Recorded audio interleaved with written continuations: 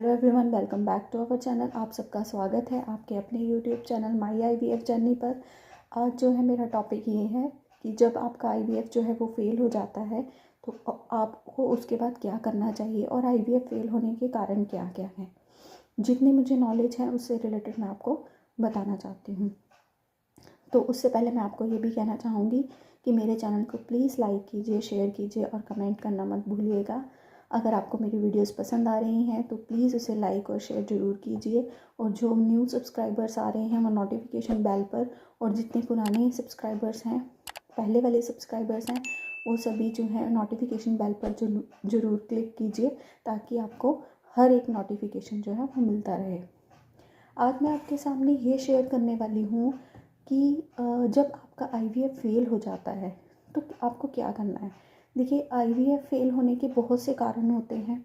IVF जितना ज़्यादा जो है क्योंकि आईवीएफ में हम मेंटली, फिज़िकली और फाइनेंशियली बहुत ज़्यादा अटैच्ड होते हैं और बहुत बड़ा डिसीज़न होता है।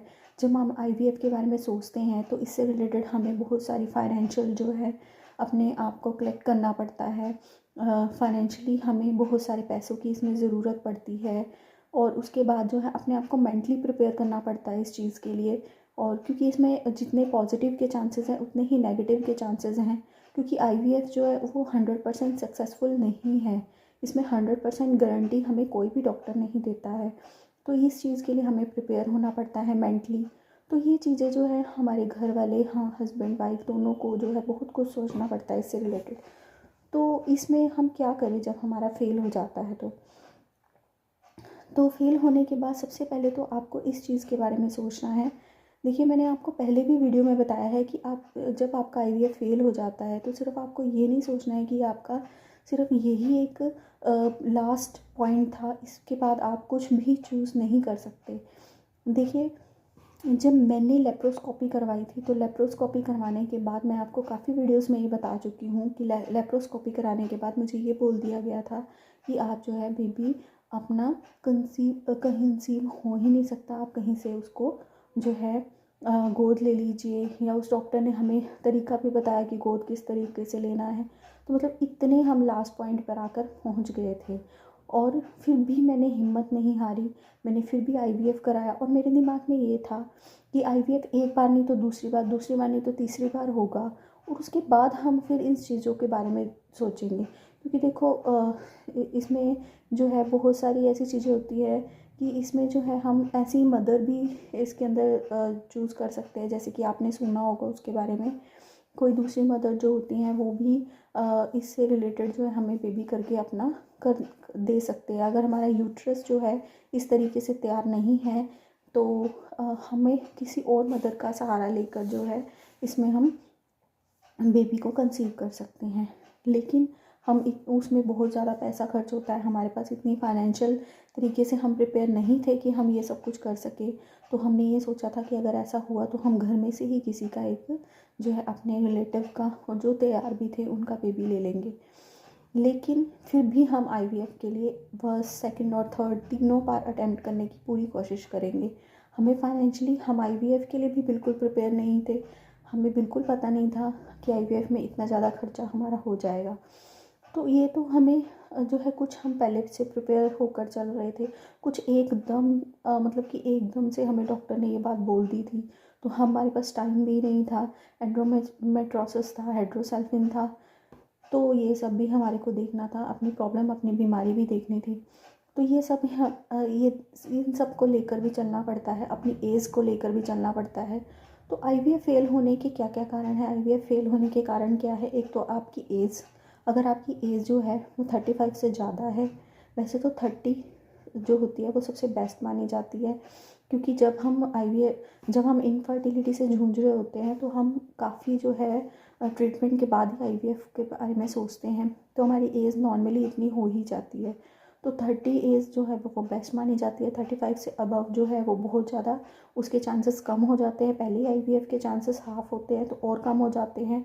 उसके बाद जो है एम्ब्रियो कैसा है, जैसे कि मैंने कल वीडियो में बताया कि एम्ब्रियो की ग्रेडिंग जो है इसमें बहुत ज़्यादा इंपॉर्टेंस रखती है।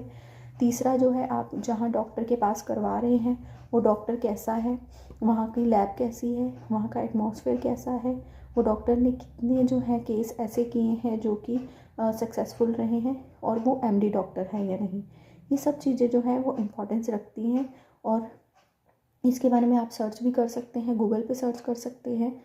उसके अलावा आपको जो है ये चीज़ अपने ऊपर ब्लेम करने की कोई ज़रूरत नहीं है। अगर आपका फर्स्ट अटैम्प्ट में आपका सक्सेस नहीं हुआ है तो आपने आपको ब्लेम करने की ज़रूरत नहीं है, क्योंकि बहुत से ऐसे मुझे कपल्स मिले हैं जब हम आईवीएफ करवाने जाते थे, वो सेकंड या थर्ड अटैम्प्ट करवा रहे होते थे। मेरे साथ ही एक, जिसका मेरा एम्ब्रियो जो है मतलब कि जब मेरा एम्ब्रियो ट्रांसफ़र होना था उस दिन एक का भी एक और लेडी थी, उसका भी एम्ब्रियो ट्रांसफ़र हुआ था, तो वो का 5th बार जो है अपना एम्ब्रियो ट्रांसफ़र करवा रही थी। वो कैसे करवा रही थी, एक हॉस्पिटल में उसने 3 बार एम्ब्रियो ट्रांसफ़र करवाया था, और उसका 6 मंथ की प्रेगनेंसी जो थी 3 बार उसकी फेल हो चुकी थी। फिर उसने फोर्थ टाइम में वहीं से करवाया। फिर से वो अलग डॉक्टर के पास गई और उसने 6 टाइम में ये अपना एम्ब्रियो ट्रांसफ़र करवाया। और मुझे ये तो नहीं मालूम कि उसका सक्सेस हुआ है या नहीं हुआ है, क्योंकि मेरे पास उसका कोई कॉन्टैक्ट नहीं था। लेकिन मैं उसकी स्टोरी सुनकर बहुत ज़्यादा हैरान हो गई कि उसने कितनी हिम्मत रखी होगी। क्योंकि जितनी बार आप देखिए, फर्स्ट, सेकंड और थर्ड, मैं आपको ये बता दूं कि अगर आप फर्स्ट टाइम में अपना जो है, डॉक्टर ने मुझे ये बताया था, फर्स्ट अटैम्प्ट में अगर आपका नहीं होता, सेकंड में जाएंगे, सेकंड से थर्ड में जाएंगे। मोस्टली हम 3 आईवीएफ ही करवाते हैं। तो जितनी बार आप आईवीएफ कराएंगे उतने आपके सक्सेस के चांसेस बढ़ते जाएंगे। थर्ड अटैम्प्ट पे जाके आपके जो चांसेस हैं वो 72 से 80% तक आपके चांसेस जो हैं वो कंसीव करने के हो जाते हैं। तो इस बारे में आपको बिल्कुल भी घबराना नहीं है। अगर आपका आईवीएफ फेल हो जाता है तो सबसे पहले, अगर आपका आईवीएफ फेल हो जाता है, सबसे पहले आप जो है अपने डॉक्टर के पास जाइए, क्योंकि कम से कम इसमें 2 महीने का या 2.5 महीने का डिफरेंस तो होना ही चाहिए। सबसे पहले आप डॉक्टर के पास जाइए, उनसे पूछिए कि इसका क्या रीज़न था। ये आपका पूरा हक बनता है, इसके बारे में पूछने का पूरा राइट है आपका। क्योंकि अगर आपको ये नॉलेज नहीं होगी कि आपका किस वजह से एम्ब्रियो फेल हुआ है तो वो बार बार फेल होता जाएगा। आपको, जैसे कि मैंने कल भी बताया था, उसके ग्रेड के बारे में पता होना चाहिए। आपको जो है उसकी क्वालिटी के बारे में पता होना चाहिए कि वो कैसी क्वालिटी थी। जो आपकी एग्स थे वो उसकी क्या क्वालिटी थी। जो आपकी एंडोमेट्रियम की लेयर है वो कितनी थिकनेस थी उसकी, वो सही थी या नहीं थी, या उसमें कुछ ऐसी प्रॉब्लम तो नहीं थी। जैसे कि लेप्रो और हिस्ट्रो जो करवाते हैं हम, और लेप्रो और हिस्ट्रो जब होती है वो एम्ब्रियो जब तैयार हो जाते हैं उसके बाद ही की जाती है। तो ये सब डॉक्टर से आप क्वेश्चन कर सकते हैं, ये करना आपका बिल्कुल राइट बनता है। जब ये क्वेश्चन आप डॉक्टर से करेंगे तो आप उनसे पूछिए कि जो है आईवीएफ जो है मेरा किस रीज़न की वजह से फेल हुआ है। और जब रीज़न आपको पता चल जाता है तो उस रीज़न के बारे में सोचिए, उसे ठीक करने के बारे में सोचिए, फिर नेक्स्ट आईवीएफ के बारे में आप सोचिए। और जितनी बार आईवीएफ आप जो है सेकंड से थर्ड टाइम में जाएंगे उतने ही सक्सेस रेट के चांसेस आपके बढ़ जाएंगे। तो आप बहुत से कपल्स ये सोचते हैं कि शायद से हमने गलत खा लिया, गलत पी लिया, या गलत कोई तरीके से मेडिसिन ले ली, या टाइम पे मेडिसिन नहीं ली है। तो इन चीज़ों के बारे में सोचने की आपको कोई ज़रूरत नहीं है। ऐसा आपने कुछ नहीं किया है, ऐसा कुछ होता भी नहीं है। बस अपना जो है थोड़ा बहुत, जैसे मैंने आपको बोला वीडियोस में, आपको थोड़ा बहुत रेस्ट करना है, थोड़ा बहुत हैवी ज़्यादा काम नहीं करना है। तो इन चीज़ों का आपको ध्यान रखना है। एम्ब्रियो के ग्रेड क्या है, इन चीज़ों का ध्यान रखना है। डॉक्टर कौन सा है, डॉक्टर एक्सपीरियंस है या नहीं, इन चीज़ों का अगर आप ध्यान रखेंगे तो आपका आईवीएफ सक्सेसफुल होगा। और जहाँ पे भी आप डॉक्टर के पास जा रहे हैं वो डॉक्टर जो है वो किस तरीके का है, उसने कितने सक्सेस जो है केसेस दिए हैं, तो इन चीज़ों के बारे में सोचना और जानना आपका बिल्कुल जो है राइट बनता है। और इसके बारे में सोच कर ही आप आईवीएफ करवाइए। तो मैं आपको ये कहना चाहती हूँ कि आप बिल्कुल भी इस बारे में मत सोचिए, अपने आप को ब्लेम मत कीजिए। आप अपनी जो है स्टेप वाइज लेकर चलिए कि अगर आपका एक आईवीएफ फेल हो जाता है तो नेक्स्ट क्या रहेगा।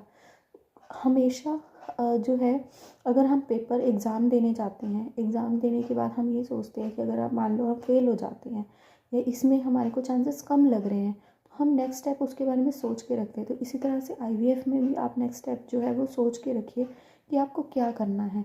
ये आपका डिसीज़न है, आप सोच सकते हैं। अगर आप नेक्स्ट स्टेप के बारे में सोच के रखेंगे पहले से ही तो आपको इतनी स्ट्रेस नहीं होगी, आपको इतनी टेंशन नहीं होगी, उस बारे में आप इतना नहीं सोचेंगे। लेकिन अगर नेक्स्ट स्टेप के बारे में आपने पहले से नहीं सोचा, हाँ, आप जब आईवीएफ के बारे में सोचते हैं ना तो आपको हर चीज़ के बारे में सोचना है कि अगर फेल हो जाता है तो मुझे क्या करना है, क्योंकि हर एक चीज़ की एक लिमिट होती है, एक एज होती है। और आप ये सोच के रखिए कि इतनी एज तक मुझे आईवीएफ के जो है ट्राई कर लेना है, अगर नहीं होता है तो मैं ये करूँगी। तो ये सोच कर अगर आप रखेंगे तो आपको बिल्कुल भी इस चीज़ की टेंशन नहीं होगी। आप जो है हर चीज़ को पॉजिटिव और नेगेटिव फेस होते हैं, उन सब के बारे में सोच के रखिए। और मैं तो ये कहूँगी कि अगर अगर आपका आईवीएफ फेल भी हो जाता है तो आपको जो है इस मैं मानती हूँ कि आप ये कहेंगे कि इसका पॉजिटिव आ गया है तो ये ऐसी बातें कर रही है।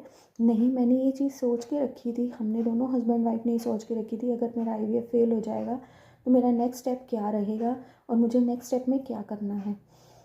तो इस चीज़ के बारे में अगर आप सोच के रखेंगे तो मेरी मानिए आपका 50% जो स्ट्रेस है वो दूर हो जाएगा।